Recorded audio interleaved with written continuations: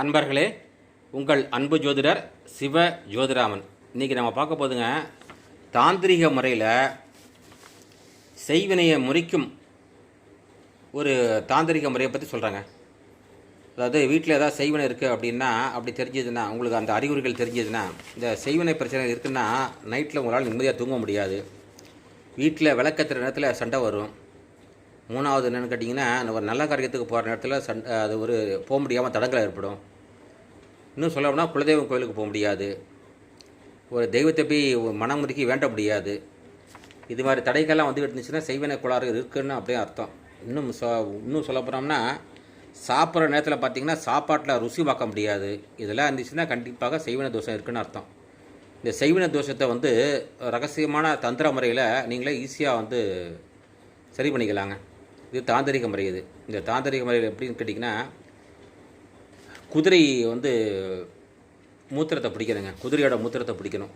எந்த குதிரையாக இருக்கணும் கேட்டிங்கன்னா, ஒன்று அந்த கல்யாணத்துக்கெல்லாம் அழைச்சிட்டு போவாங்களோ அந்த குதிரையாக இருக்கணும், இல்லை கோயில் விசேஷங்கள்லாம் கூட்டு போகிறாங்களோ அந்த குதிரையாக இருக்கணும். இது மாதிரி குதிரையை மூத்திரத்தை பிடிச்சிக்கிட்டு, அப்புறம் கோயிலில் யானை வளர்ப்பாங்கள்ல, அந்த கோயில் யானை மூத்திரத்தை கொஞ்சம் பிடிச்சிக்கணும்.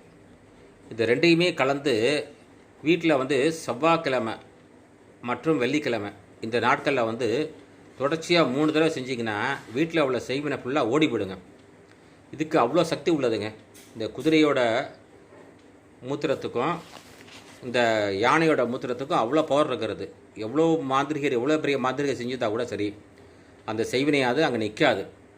இது அந்த செய்வினைக்கெல்லாம் அப்பாற்பட்டது. இது தெய்வ சக்திகள் அடங்கிய ஒரு புனிதமான ஒரு பொருள் அப்படின்னு கூட சொல்லலாம்.